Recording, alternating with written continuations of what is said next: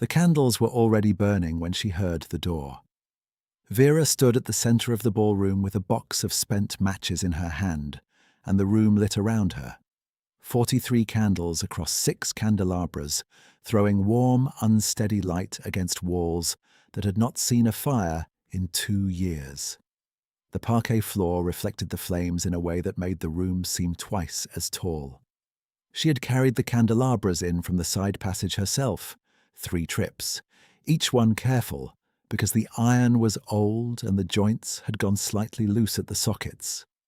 She had not told Dolores she was doing it. She had not told anyone. The door at the far end of the ballroom opened without a knock. A man stood in the doorframe, looking at the room, looking at her. He was not what she expected from the Eastern Passage at 7:15 in the evening. He wore a dark canvas jacket with the collar turned up against the October cold, and he carried a leather-bound notebook that had been opened and closed enough times to leave a permanent curve in its spine. He was not young, not old, somewhere in the middle range of things, and he looked at the candles the way people look at something they recognize but did not expect to see. Vera set the matchbox down on the edge of the nearest candelabra stand. She said, "Can I help you?" He looked at her then, directly. He said, "I knocked at the main entrance. No one answered." "The bell pull is disconnected," she said. "Has been for 6 weeks." He nodded, as though that were useful information rather than an obstacle. He stepped inside and closed the door behind him, and the draft from the passage died, and every candle steadied itself at once. Vera had worked the Ashton estate for 6 years. She had let in surveyors, inspectors, a man from the insurance company who had walked the roof in city shoes and nearly come through the slating over the East Corridor. She knew what it looked like when someone arrived with a professional purpose and a slightly apologetic posture. This man had the posture. She was not entirely sure about the purpose. She said, "Are you from the agency?" He looked at the notebook, then at her. "Something like that," he said. She had learned not to press. Margaret's instructions, standing instructions, 3 years running, were that anyone arriving from the estate office was to be shown the relevant rooms and not engaged in conversation. Vera had followed that instruction because it was easier than the alternative. She had bent it, quietly, when the alternative was leaving someone standing in a cold corridor without so much as a direction. She said, "The principal rooms are through the South Passage if you need measurements. The library's locked, but I have the key." He said, "The ballroom will do for now." So she left him there with the candles, and she went back through the green baize door to the service corridor.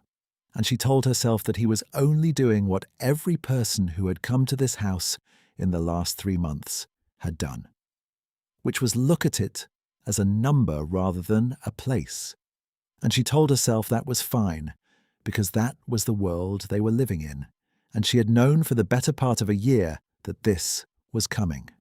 Vera had come to the Ashton estate at 29 years old in the first week of October 6 years ago, hired as a junior caretaker when there were still 4 other staff members and a full household budget. She had come because the position had a live-in arrangement, and she had needed one, and because the estate was 40 minutes from the town where she had grown up, and she had wanted, without being fully able to say why, to be within that distance of something familiar, without actually returning to it.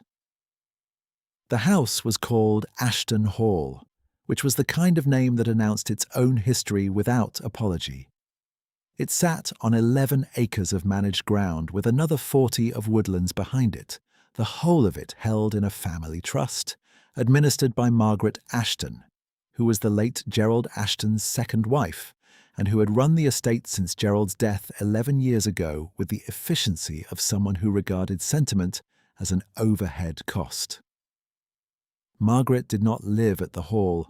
She lived in the town, in a house she considered more suitable to her social position, and she came to the Hall on Tuesdays and on the first Friday of every month, and whenever something required her specific authority, which in Margaret's view was everything. Vera had understood Margaret within the first week. There are people who organize the world into two kinds, the kind worth attending to and the kind that attends. And Margaret was one of those people. And Vera, in Margaret's economy, was firmly in the second category. Margaret gave instructions clearly and on time. She was not cruel in any dramatic way. She was simply and consistently specific about what Vera was for. And that specificity had a way of making itself felt over 6 years, in ways that were never large enough to challenge and never small enough to forget. The 4 other staff members had left one by one, each departure slightly more pressured than the last, until Vera was the only one remaining, which was a position she occupied partly because she had nowhere more pressing to be, and partly because the house itself had become, in some way she could not have explained to anyone, hers. Not legally, not in any sense Margaret would have recognized, but in the way that a person becomes the thing they tend. Vera had become the hall. She knew which windows stuck in damp weather and which floorboards she could cross at 3 in the morning without waking the house. She knew that the magnolia in the east courtyard bloomed a full week earlier than every garden book said it should because of the way the south wall held heat. She knew that the ballroom, even empty, even cold, had a quality of light in the late afternoon that made it seem like something suspended rather than something forgotten. Dolores had been with the estate for 15 years, longer than Vera, longer than Margaret's active management. She was not precisely staff in the usual sense. She came 3 mornings a week to manage the linens and the kitchen stores, and she had outlasted 2 trustees and a complete renovation of the service wing, and she had opinions about everything that she shared in a low, unhurried voice with whoever happened to be within earshot. Dolores found Vera in the service corridor 20 minutes after Vera had left the man in the ballroom, and she said, "There's a lamp on in the library." Vera said, "He asked about the south rooms." Dolores considered this. Did he have a badge from the agency? "I didn't ask." Dolores made a sound that was not quite disagreement and not quite approval. She said, "He has very clean hands for a surveyor." Vera thought about that on her way back through the green baize door, and she brought the man a cup of tea from the kitchen because it was cold in the library, and the heat in the south wing had been turned down to the minimum since September, and she left it on the edge of the reading table without making it a gesture, just a cup in the place where it was needed, and she turned to go. He said, "Thank you." She said, "The sugar's already in. If you don't take sugar, I apologize." He said, "I take sugar." He said it in a way that suggested he was not entirely sure of that fact, or had not thought about it in some time, or had simply not been given the opportunity to notice. She could not have said which. She left him with the tea and the lamp and the library's accumulated weight of 3 generations of books that no one had read in at least a decade, and she went back to her own work. His name, she learned the next morning from Dolores, was Samuel. He had introduced himself to Dolores as Samuel Dawson, here on behalf of the prospective buyer.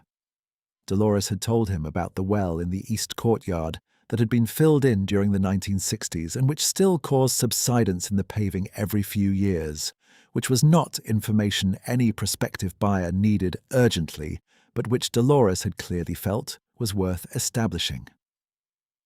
The October weather settled into a grey, still cold. Samuel came back on Thursday. He was in the kitchen passage when she arrived in the morning, standing at the window that overlooked the walled garden with his notebook open and a pencil behind his ear that had been there long enough to leave a small mark on the side of his head. He looked as though he had been there for some time.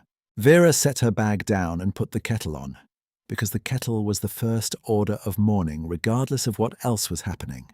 And she said, "You came back." He said, "There's a great deal to see." 3 days' worth at least, she said. "If you're being thorough." He said, "I'm being thorough." She watched him from the corner of her eye while she moved through her morning tasks.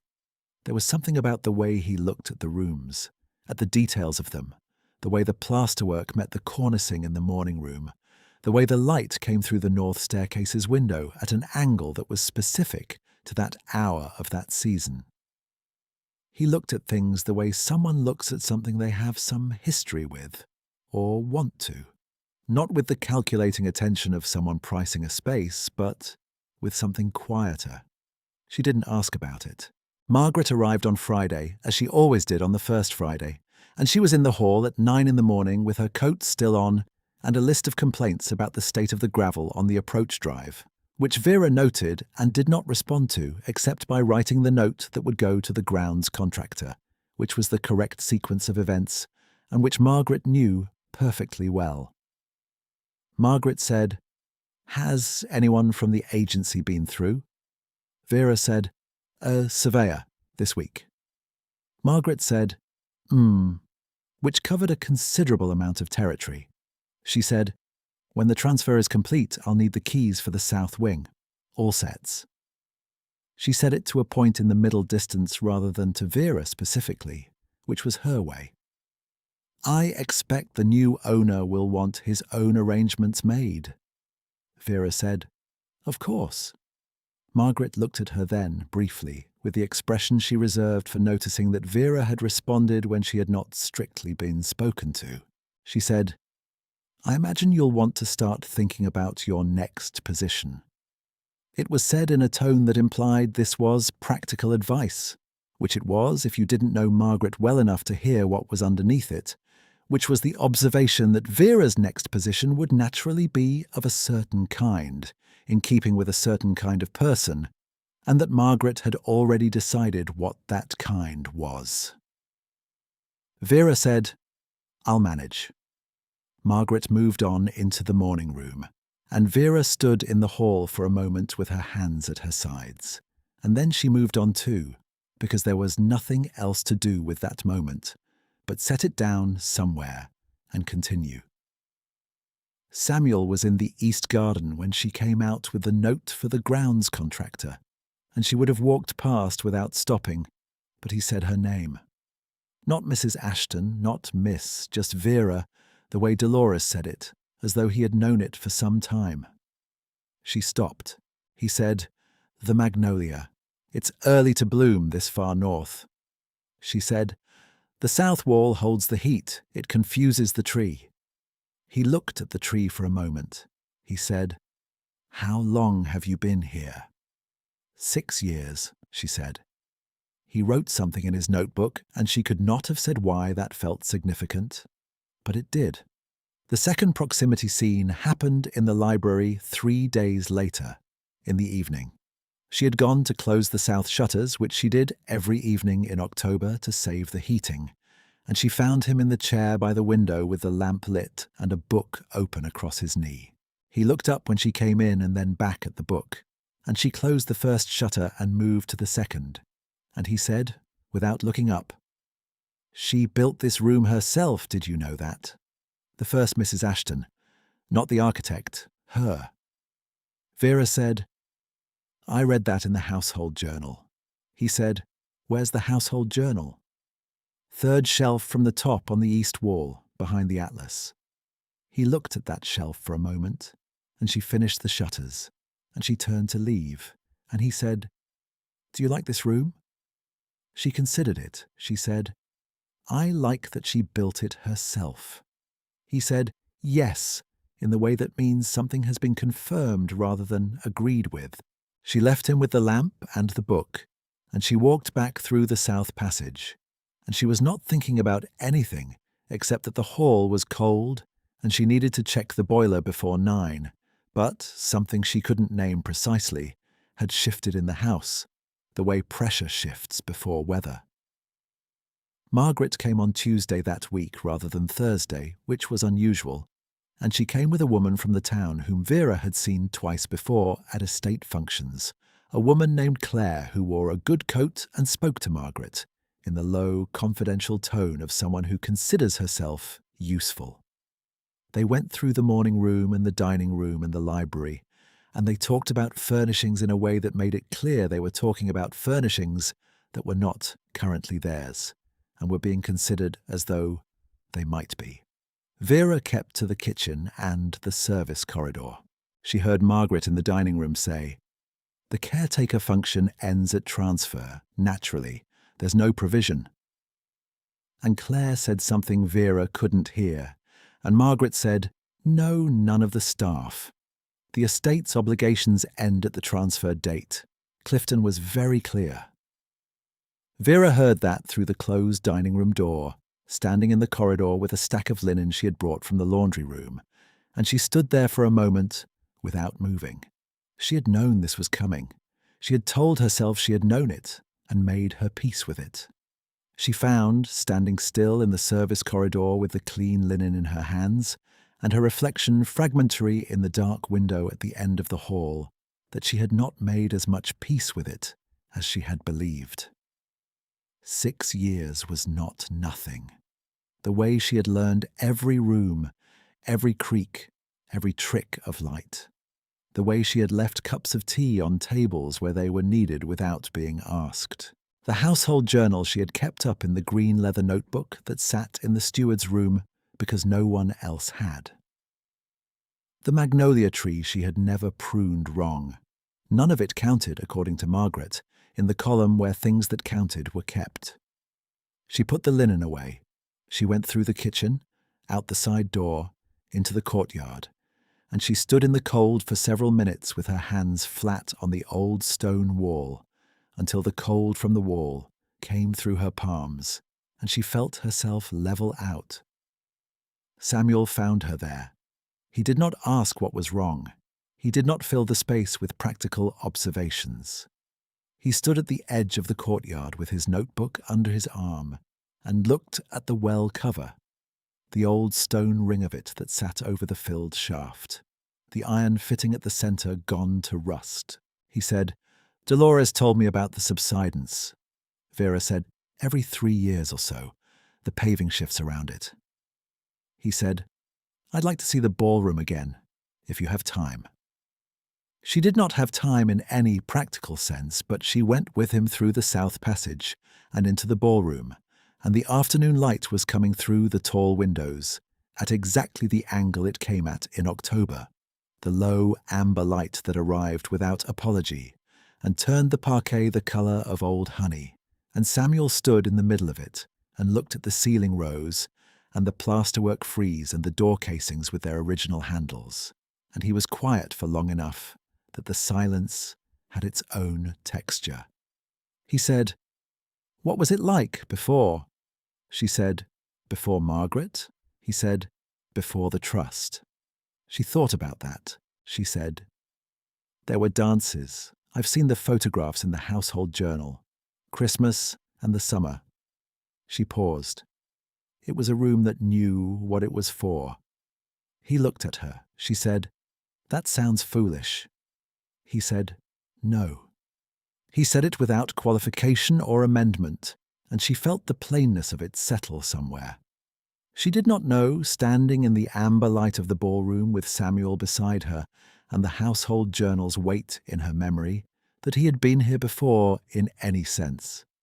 She did not know what he carried in the leather notebook or why his hands, as Dolores had observed, were clean in the way that had nothing to do with not working. She did not know that he had read, 3 months ago in an attorney's office, a letter from a man he had met twice, a distant cousin of his mother's who had owned this house and loved it and left it badly provided for, and that the letter had said, more or less, "Please see that it goes to someone who will understand what it is." She knew none of that. She knew the light and the frieze and the way the room felt when someone was in it who was paying attention. Margaret called on Wednesday evening, and Vera took the call in the steward's room. Margaret's voice had the particular tone it carried when she had made a decision and was announcing it rather than discussing it. She said, "The transfer is scheduled for the 21st. Clifton will be there with the documents. I want the keys inventoried before he arrives." She paused. "And Vera, I'll need you out of the residence by the 22nd at the latest. I've told the agency to send someone for the formal handover inventory. Your position ends at transfer. Vera said, I understand. Margaret said, I'll arrange a reference for you with reasonable notice. Standard for the position. Standard for the position. Vera wrote the date on the pad in front of her. The 21st, 12 days away, and she set the pen down, and she sat for a moment with her hand on the desk. Dolores came in through the kitchen door at 8 in the morning on Thursday and put a pot of tea on without being asked, which was what Dolores always did. And she sat down across from Vera at the kitchen table and she said, I heard about the date. Vera said, News travels. Dolores said, I have been in this house longer than Margaret Ashton has been connected to it, and I intend to be here longer still, and I want you to know that whatever comes next, you have done this house well. It was not a speech Dolores had prepared. It was the kind of thing Dolores said in the same register she used, to report that the linen in the east bedroom had gone thin at the corners, plain and settled and certain of itself. Vera said, Thank you, Dolores. She heard Margaret on the telephone on the 20th. She had not been listening. That was the truth, and it mattered. She had been in the gallery passage above the morning room, which had a heating vent that opened to the ceiling of the room below, a structural peculiarity that every person who had ever lived in the house had known about and periodically forgotten. She was there because the gallery's east window had a broken latch that let in water when the wind came from the northeast, and the wind that week had been coming from the northeast, and she had gone up to wedge the latch with a piece of card. Margaret's voice came up through the vent clearly, the way it always did, because Margaret spoke with the volume of someone accustomed to rooms with good acoustics. She heard Margaret say, They signed off on the wage claims last month. Whatever Vera thinks she's owed, it doesn't come from the estate. A pause, and then, She's been paid her salary, Clifton. That is the arrangement. She is staff. The estate does not provide more than what was contracted. Another pause. Yes, I know she's kept the place together. That is what she was hired to do. And then, quieter, in the tone Margaret used when she was being confidential rather than administrative. She doesn't understand that none of this was for her. This was never her house. She's been confusing herself about that for years, and it would be doing her a kindness to correct it. Vera stood in the gallery with the piece of card in her hand, and the wind at the east window and the cold coming in around the loose latch, and she listened to the sound of Margaret's voice falling away below her, and she did not move until the floorboard under her right foot began to ache from the stillness. She pushed the card in around the latch. She went back down the gallery stairs. She closed the gallery door behind her. She sat in the steward's room for a long time. The question she was sitting with was not whether Margaret was wrong. She knew Margaret was wrong in the way you know the temperature of a room, without needing to look at a thermometer. The question was what she did with the evening of the 20th, with the day of the 21st, with the 12 hours she had left in a house she had tended as though it were something worth tending, knowing now with a clarity she hadn't had before that Margaret had watched her tend it, and had concluded that she could be dismissed from it, without the house losing anything of value. She answered that question after dark. She went to the service passage and she got the candelabras from the shelf where she had put them back after the first night. 3 trips again, each one careful because the joints were still loose. She got the candles from the storage cabinet, the good beeswax ones she had put aside in the autumn, 3 dozen of them plus the 7 she had not used the last time, 43 in total. She set them in the candelabras with the methodical attention she gave to every task in this house, because that was what she did. That was who she had been in every room of this place for 6 years, and she lit them one by one. The ballroom came alive around her in the same way it had the night Samuel had found her, the parquet reflecting the light, The ceiling rose, casting soft, duplicated shadows against the walls, the room resuming its knowledge of what it was for. She had not brought music. She had not brought anything except herself and the candles and the box of matches. She stood at the center of the floor when all 43 were lit, and she looked at the room that was no longer going to be hers in the morning, and she thought that this was the right way to end it. Not with resentment, not with the kind of grief that asks for witness. Just the room and the candles and the evening and the fact that it had been worth doing. She heard the door, not the eastern passage door this time, the main door at the far end of the ballroom, the double door with the original ironwork handles that Margaret had discussed replacing and never had.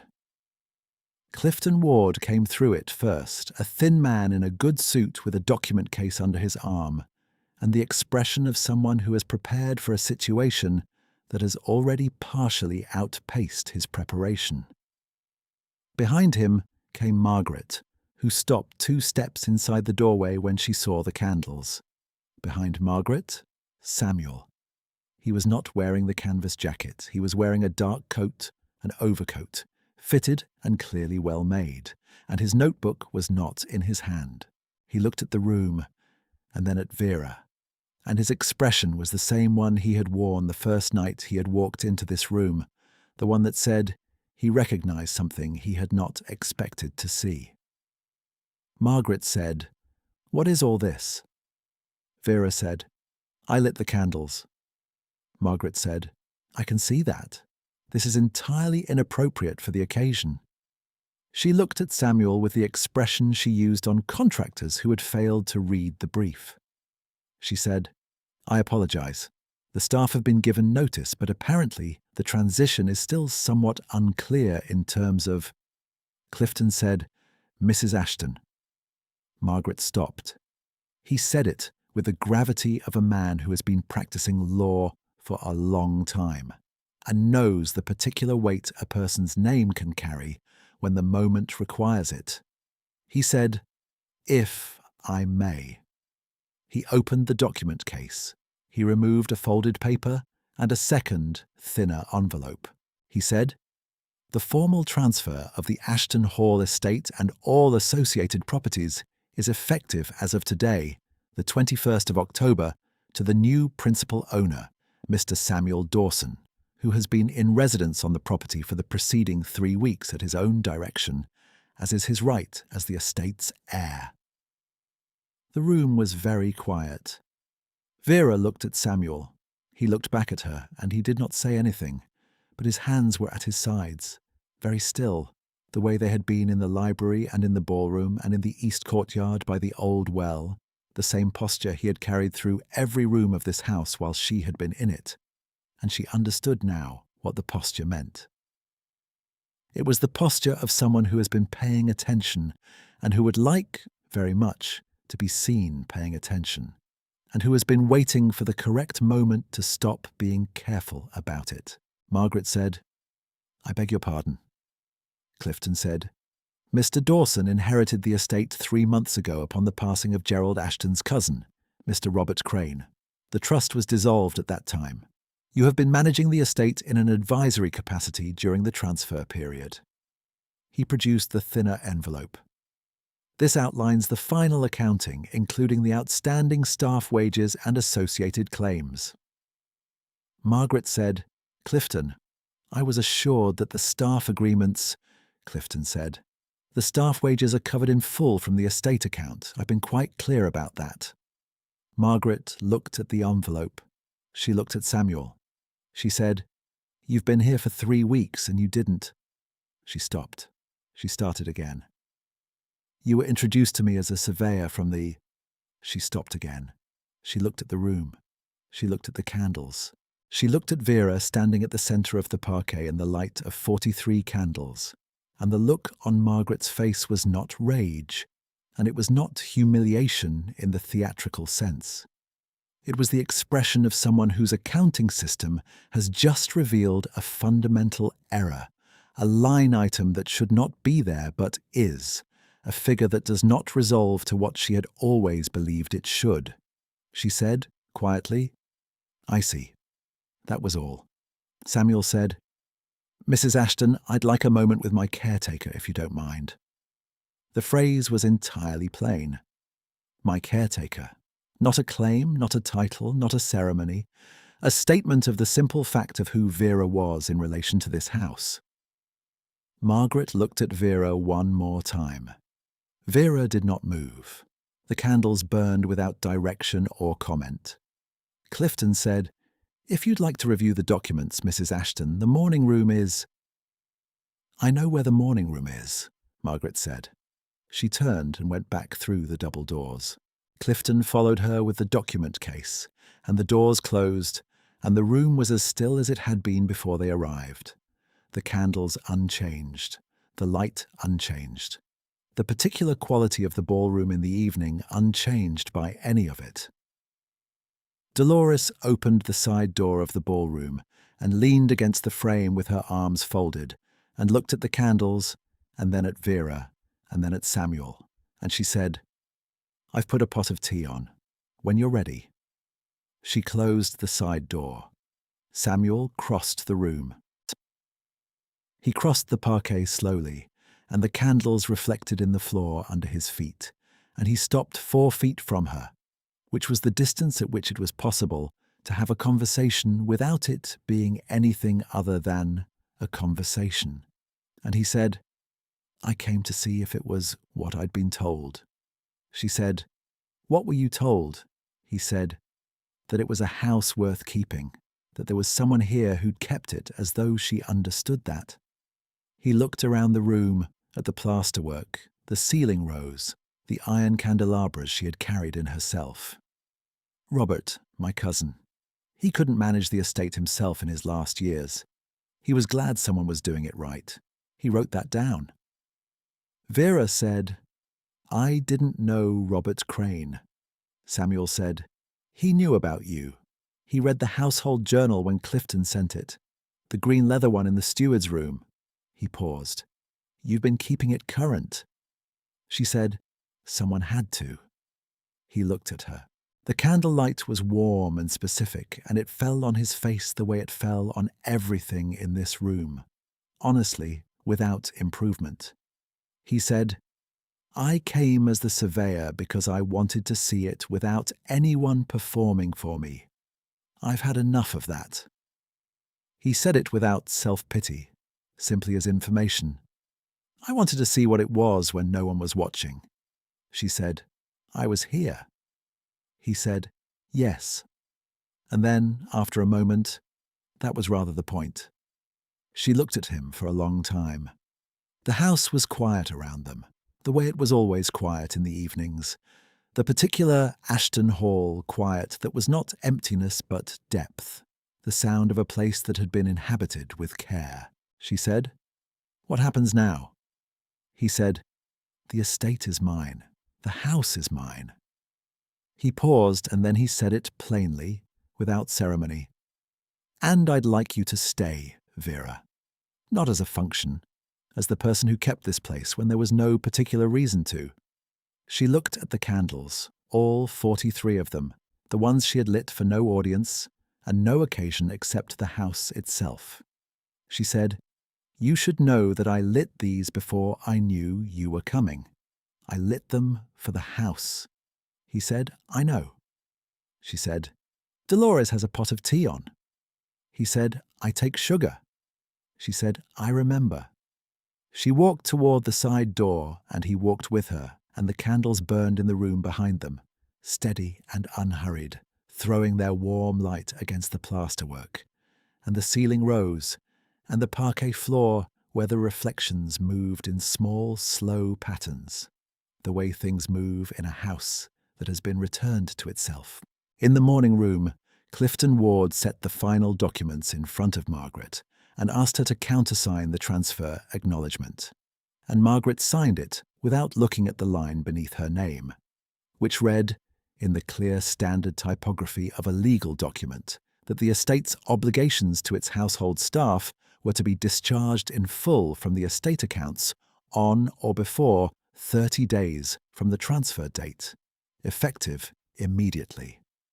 She knew, signing it, that she had made an error of the kind that cannot be corrected by argument. She had looked at Vera for 6 years and seen only what she had already decided to see, and the consequence of that was simply this. She had been wrong, and now the room knew it, and the room would always know it. She handed the pen back to Clifton. She gathered her coat. She walked out through the hall, and the front door closed behind her, and the sound of it was the ordinary sound of a door closing in a house that had, without fanfare or declaration, come home to itself. In the kitchen, Dolores poured 4 cups because she had known for 3 weeks that there would be 4 of them at the table eventually, and she set the teapot down on its stand, and she did not say anything except to note that the biscuits were in the tin on the second shelf, which everyone already knew, but which was worth saying anyway. The ballroom stood empty at the centre of the house, lit by its 43 candles, the light steady and particular and already beginning, slowly and without hurry, to run low.